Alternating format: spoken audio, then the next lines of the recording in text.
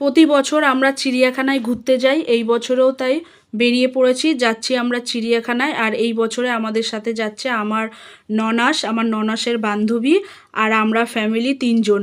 গল্প করতে করতে সবাই মিলে চলে এলাম চিড়িয়াখানায়। আর প্রতি বছরে আমাদের আসা হয় এই কারণের জন্যই, আমার হাজব্যান্ড খুব ভালোবাসে এই চিড়িয়াখানায় আসতে।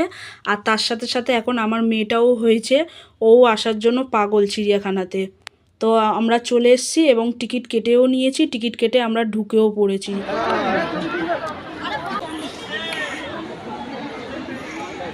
আসো।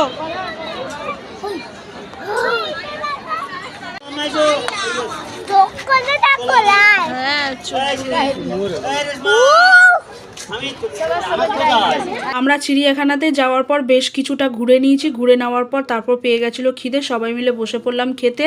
এক একজন এক এক রকমের খাবার নিয়ে গেছিলাম। আমার ননাস নিয়ে গেছিলো চাউমিন, আমার ননাসের বান্ধবী নিয়ে গেছিলো স্যান্ডউইচ, আমি নিয়ে গেছিলাম ডিম সিদ্ধ, পরোটা এবং আলুর দম।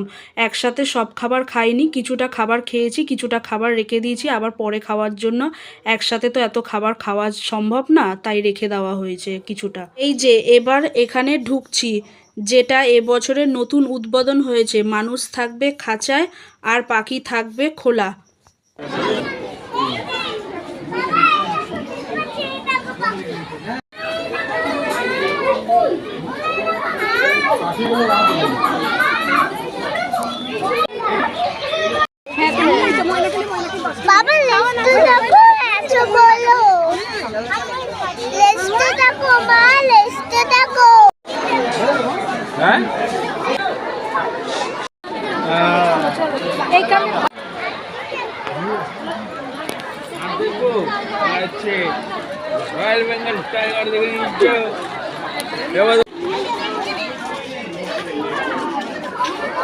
কিছুটা ঘোরা হয়ে যাওয়ার পর ওর বাবা ওকে কিনে দিল আইসক্রিম, আমাকে কিনে দিল কফি, আর ওর বাবা খেলো চা।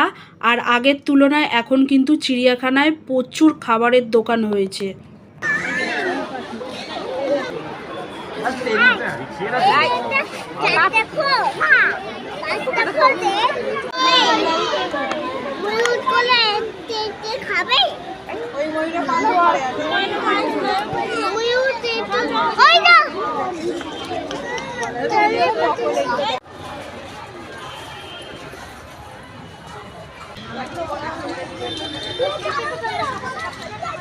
হ্যাঁ ওই দেখছি তো,